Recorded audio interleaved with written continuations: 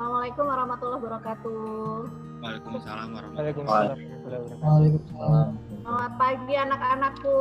Gimana kabarnya hari ini? Sehat, Nak? Sehat. Alhamdulillah sehat. Alhamdulillah. Oke, saya cek dulu nih. Siapa yang nggak pakai seragam? Coba Hasti turunkan sedikit kameranya. Oke, Raffi juga. Oke, Raffi dan terlihat ya pakaiannya. Oke, bagus. Seragamnya udah oke. Sekarang saya cek dulu kehadirannya. Alhamdulillah semuanya lengkap ya.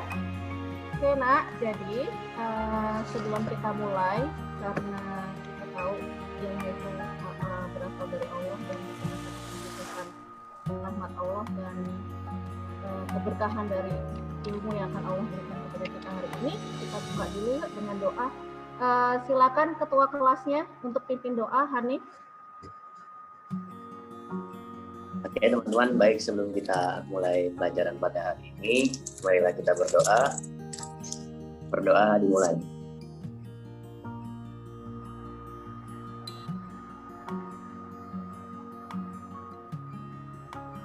Selesai. Oke, terima kasih Hanif. Oke Nak, seperti yang kita ketahui bahwa kemarin kita baru saja selesai unit ulangan harian ya. Jadi kita akan memasuki bab baru, yaitu tentang saya akan coba share screen termokimia. Apakah ada dari kalian sudah pernah dengar apa itu termokimia? Belum, Bu. Kalau Sudah, Bu. jadi hari ini kita akan memulai bab baru yaitu tentang termokimia. Mungkin dari kalian pernah ada yang dengar kata ini atau kalian pernah belajar ini dulu saat SMP, karena ini memang masih ada hubungannya dengan fisika SMP ya. Cuma mungkin kita akan lebih fokus kepada reaksi kimianya. Oke.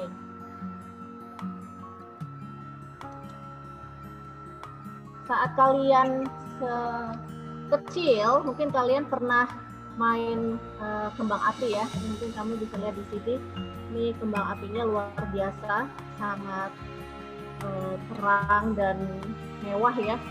Mungkin ini untuk acara perayaan khusus karena kamu bisa lihat jembatannya dengan kembang apinya lebih tinggi kembang apinya, berarti ini sangat tinggi ya.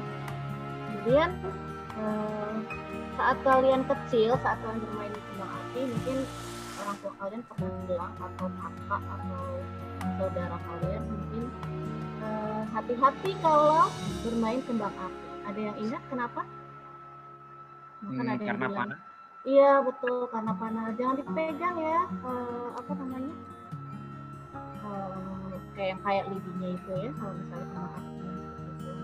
Ya betul, karena ini panas. Nah terus kalian juga mungkin pernah, apa hubungannya ya kembang api ini dengan materi yang akan kita pelajari hari ini? Nah, kita akan cari tahu lebih dalam. Nah, ketika kalian berbicara termokimia, itu artinya ada dari dua kata, termo dan kimia. Apakah termo, apakah kimia? Kita akan lihat apa sih sebetulnya yang dimaksud dengan termokimia.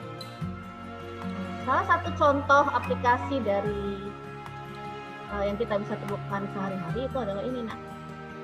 Mungkin kamu pernah punya ponakan atau pernah lihat di TV nih ya, ketika kalian nonton di TV tiba-tiba atletnya atau lagi main sepak bola atau lagi atlet voli, tiba-tiba saat mereka mau melakukan serve atau kemampuan berkomunikasi, kalian juga harus mampu berkolaborasi, berkreasi dan berpikir kritis. Oke? Dan itu akan terlihat saat kalian melakukan diskusi, tanya jawab dan pembahasan presentasi. Oke Nak, selanjutnya slide berikutnya Kevin. Oke, kita akan melakukan pretest tentang Kahoot. Mungkin Kevin bisa stop sharing dulu. Saya akan coba share screen. Kita akan bermain Kahoot ya Nak. Videonya, siapakah yang tertinggi? Oke, juara 3 adalah Bintang. Juara 2-nya itu, juara 1-nya adalah Kevin. Yeay, you made it guys. Yay. Yeay. Oke, gimana kalian nak? Susah nggak? Lumayan sih. Lumayan, masih Lumayan. Saya nggak tahu kalau deterjen bikin panas. Iya, pegang kalau dipegang Kalau nggak panas nak. dicuci. Iya nak, belum pernah ya. Oke, thank you so much. Dan saya tutup dulu. Kahootnya.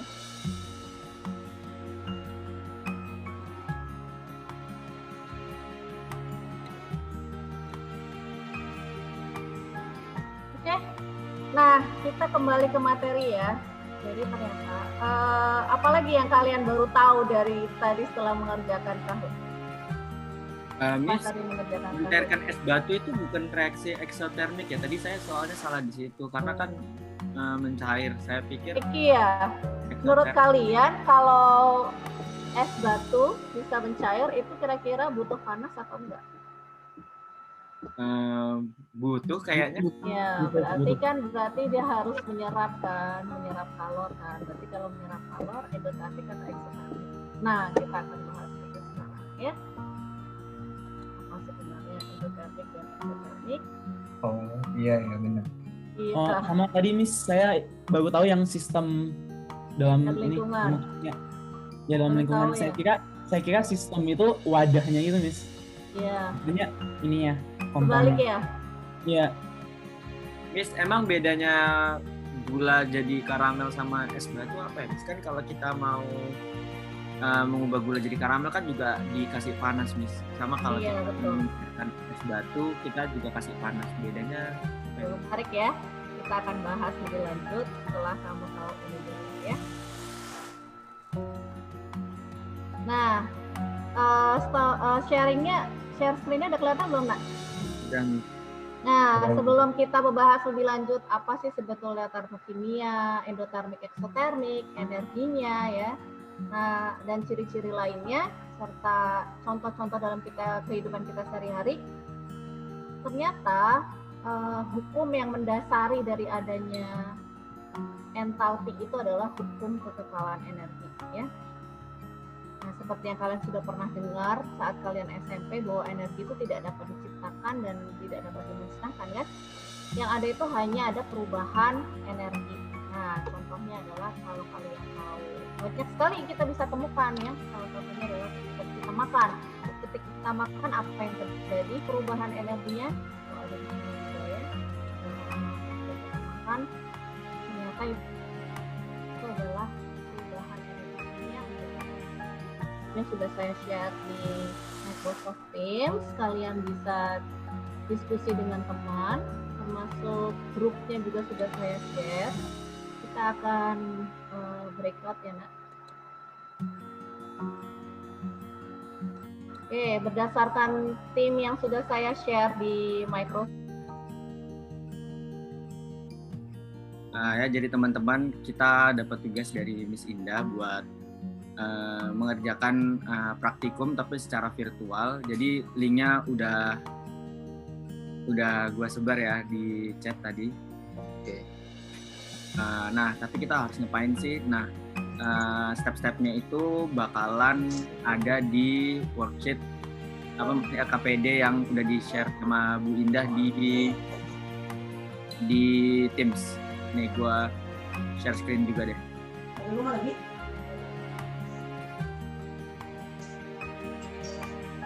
Nah, ini itunya, idenya.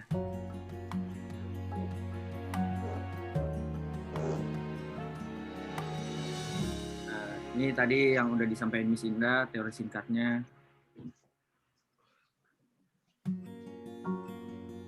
Nah, sekarang ini virtual percobaan. Jadi kalau kita lihat di sini kan ada 4 percobaan nih, ada yang pakai HCl dan NaOH, ada NaHCO3 dan HCl, COCl2 plus H2O sama NaOH dan H2O. Nah, step-stepnya nanti teman-teman bisa baca di sini. Nih, pada percobaan pertama NaOH HCl, terus NaHCl. Percobaan keduanya gimana gitu. Nah, nanti teman-teman isi suhu awalnya semuanya 25. Nanti teman-teman lihat aja suhu akhirnya gimana, sama nanti dicatat perubahan suhunya. Nah, habis itu semua nanti kita jawab juga ada pertanyaan percobaan 1, 2, 3, 4. Nanti kita suruh jelasin berdasarkan data yang kita koleksi. Nah, yang terakhir kita bakalan bikin diagram energi percobaan 1, 2, 3, sama 4. Nah, itu buat yang kayak ambil suhu yang paling stabil, maksudnya dia berhentinya agak lama nih. Misalnya coba kita lihat ini berapa. Nah, 26,02 tadi kan berhentinya agak lama. Berarti nanti di situ kita tulis 26,02 gitu. Sampai sini ngerti nggak teman-teman? Oke. Ngerti. Ngerti ya. Mau kita coba bareng-bareng dulu nggak? Yang tadi percobaan pertama, nanti percobaan 2, 3, sama 4 nanti kita bagi tugas. Oke. Boleh. Nah, kita coba lagi ya. Nah, ini kita 5. Nah, di sini kita catat 5. Raisya mungkin boleh minta tolong nanti langsung dicatat aja ya. Nanti kita sharing aja jawabannya. Nah, di sini tadi 26,02 ya. Kalau 26,02 berarti perubahan suhunya 1,02 ya. Nah, berarti kita sekarang naik lagi ke yang hasil pekerjaan saya, Miss. Ya, dan teman-teman kalian. Oke, bentar, Miss. Jadi Kevin, Raisya, dan Ali silakan saling berbagi, akan menjelaskan bagian yang mana. Kemudian akan dilanjutkan oleh grup 2 dan grup 3. Oke, nah, ini tadi hasil diskusi dan kerja kita mengerjakan KPD. Jadi setelah tadi kita coba bareng-bareng pakai virtual lab-nya. Jadi ini hasil percobaan pertama kita. Tadi kita nyoba bareng-bareng yang HCl sama NaOH. Tadi kita dapatnya suhu awalnya semua 25. Terus kita dapat data-data dari suhu akhir dan perubahan suhu. Ternyata di percobaan pertama suhunya makin naik, baik itu perubahan suhunya maupun suhu akhirnya. Setelah itu Percobaan pertama. Nah, untuk percobaan kedua kita juga, di percobaan kedua yang agak berbeda, soalnya ternyata suhu akhirnya makin kecil dan perubahan suhunya negatif. ya. Nah, Percobaan 3 mungkin bisa dilanjutkan oleh Raisya atau Ali. Untuk percobaan 3 sama kayak percobaan pertama, grafiknya makin Percobaan 1, 3, dan 4 itu adalah Endo atau Excel? Eksotermik, karena delta H-nya negatif. delta T-nya paling mudah dilihat dari delta T, Delta karena T-nya dari positif. delta T-nya positif atau terus meningkat. Sedangkan percobaan 2 ternyata itu adalah reaksi endotermik. Kenapa itu endotermik? Delta T-nya negatif, delta H-nya positif. Betul sekali. Jadi itu adalah percobaan kita hari ini, dan kalian secara umum sudah menunjukkan kesesuaian ya antara teori yang sudah kalian dapatkan tadi dengan data yang kalian lakukan, dari data yang kalian kumpulkan berdasarkan virtual lab yang kalian kerjakan. Nah, dari sini diskusi juga telah kita lakukan, dan pada umumnya kita memiliki jawaban yang sama. Cuma nanti tadi di grup 3 tolong di revisi posisi ya, tadi salah antara gambar percobaan 3 dan percobaan 4 sebelum dikumpulkan ke Microsoft Teams. Oke, jadi apa yang kita bisa review hari ini? Terima kasih sudah menjelaskan dengan baik juga, teamworknya juga oke. Kalian juga bisa saling berbagi peran ya, siapa yang akan menjelaskan bagian ini, bagian itu, dan itu artinya menunjukkan bahwa kalian memang sudah memiliki teamwork yang baik. Oke, kita akan coba review sebentar sebelum kita tutup pertemuan hari ini. Jadi apa yang sudah kalian dapatkan hari ini? Ternyata endotermik itu ciri-cirinya apa, Nak? Suhunya dingin kalau diukur. Menurun, apalagi? Menyerap kalor. Terus, lagi, menyerap kalor. Bagaimana dengan perpindahan suhunya, perpindahan kalornya? Dari lingkungan ke dalam. Itu diterap ke sistem, dari lingkungan ke sistem. Dari lingkungan ke sistem. Oke. Nadia, gimana dengan eksotermnya Nadia? Ditandai dengan kenaikan suhu. Ditandai dengan kenaikan suhu atau delta T-nya positif. Lalu apa lagi? Raisya, ciri-ciri eksoterm apa lagi? Biasanya panas, Miss, lingkungannya kayak Ya, ketika kamu pegang wadahnya panas ya berarti itu artinya delta T-nya positif ya. Oke, apa lagi yang mau ditambahkan Hasni? Tentunya dari sistem ke lingkungan ya, Miss. Terus sistem pindahkan kalornya. Oke, demikianlah tentang reaksi endoterm dan eksoterm. Apakah ada pertanyaan sejauh ini anak-anakku? Atau sudah cukup jelas materi hari ini? Jelas. Ali, bagaimana Ali? Apakah ada pertanyaan? Sudah paham atau belum? Ya, Miss. Sudah ya. Oke. Semoga dengan tadi penjelasan pengerjaan virtual lab dan mengerjakan secara diskusi bisa menambah pemahaman kalian bahwa ternyata reaksi endoterm dan eksoterm itu ditandai dengan kenaikan atau penurunan suhu dan bisa dihubungkan dengan perpindahan kalornya ya. Tadi sudah direview oleh teman-teman kalian. Oke, reminder untuk kalian jangan lupa untuk submit pekerjaan kalian di Microsoft Teams. Meskipun ini pengerjaannya adalah grup, tapi kalian harus submit secara individu. Kemudian jangan lupa untuk dicatat nama grup kalian ya. Satu timnya siapa saja, jangan sampai ada yang terlewat. Dan jangan lupa deadline-nya itu adalah malam ini jam 9. Jadi kalau masih ada yang tadi mau direvisi, silakan dikerjakan dulu revisinya baru di-upload. Oke, mungkin itu saja pertemuan hari ini. Pertemuan berikutnya kita akan membahas tentang bagaimana cara menghitung delta H secara 3 metode. Oke, mungkin itu saja pertemuan hari ini. Semoga selalu sehat dan selalu semangat. Ditutup dengan hamdalah. Alhamdulillahirabbil alamin. Terima kasih banyak atas kerjasamanya dan partisipasinya serta keaktifan kalian. Silakan melanjutkan ke pelajaran berikutnya. Assalamualaikum warahmatullahi wabarakatuh. Waalaikumsalam warahmatullahi wabarakatuh. Assalamualaikum warahmatullahi wabarakatuh. Terima kasih. Terima kasih, Miss. Terima kasih Bu Lucy. Terima kasih, Miss. Sama-sama.